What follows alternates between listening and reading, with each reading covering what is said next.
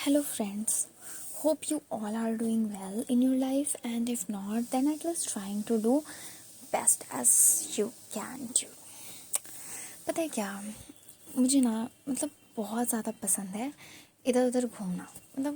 मुझे तो ट्रैवलिंग इतनी ज़्यादा पसंद है, मैं क्या ही बताऊँ। मैं पटना में रहती हूँ और यहाँ पे भी है बहुत सारी जगह जहाँ मैं ट्रैवल कर सकती हूँ, जहाँ मैं घूम सकती हूँ। शाम के टाइम पे तो बहुत लोग घूमते हैं। कुछ ऐसी भी जगह हैं जो कि 5 बजे के बाद बंद हो जाती है, बट पार्क्स वार्क्स तो शाम में ही खुलता है।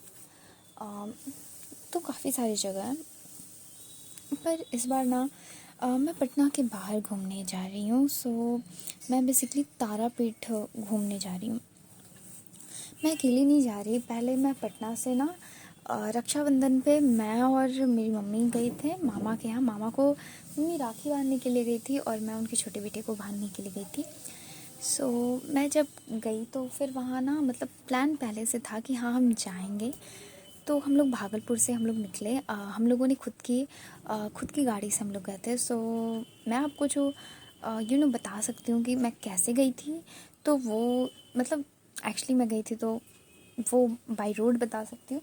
तो मैं भागलपुर से पहले बांका डिस्ट्रिक्ट में गई एंड देन फिर आगे बढ़ी और मैंने फिर झारखंड एंड देन फिर फाइनली तारापीठ। मुझे तो बहुत मज़ा आ रहा था। मैं ना बहुत इन्जॉय कर रही थी इस ट्रैवलिंग को बिकॉज ऑफ इतने अच्छे मेरे को व्यूज़ आप दिख रहे थे, मेरे सामने थे। मैं nature loving kind of person हूँ। मुझे नेचर से बहुत प्यार है, मुझे बहुत लगाव है। मुझे ऐसे भी ना पेड़ पौधों से जानवरों से मुझे बहुत ज़्यादा लगाव है। मुझे हमेशा बहुत अच्छी वाइब्स आती है। मैं ना अगर थोड़ी देर परेशान भी रहती हूँ, पेड़ पौधों के पास जहाँ पे शांति हो, बिल्कुल ग्रीनरी हो, मुझे बहुत अच्छा लगता है वहाँ जाके। जाते समय ना मुझे बहुत अच्छा लग रहा था।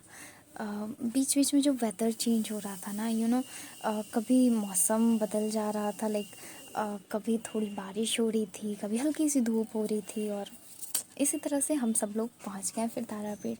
ये तारापीठ शहर है। और अब यहाँ पे जब हम गए तो फिर ना हमने वो जिस दिन हम गए हम उस दिन पूरा दिन होटल में स्टे किया एंड देन सुबह हम नहा के पूरे अच्छे से फ्रेश होके रेडी हो गए और लगभग 8:30 बजे के आसपास हम लोग यहाँ पहुँच गए थे।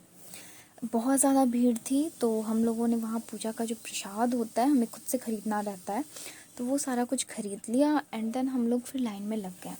हमारे पंडित ने हमें जिस रास्ते से बताया कि इस वाले से आपकी काफ़ी सारे गेट थे, शायद 3 या 4 गेट थे, तो हम इस वाले गेट से जा रहे थे।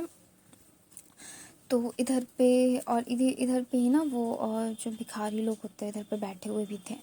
तो इस वाले रास्ते से हम लोग जा रहे थे और काफ़ी टाइम लग रहा था, लगभग 1 डेढ़ घंटे या लगभग शायद 2 घंटे लग गए थे। काफ़ी रश होने के कारण हमें बहुत टाइम लगा।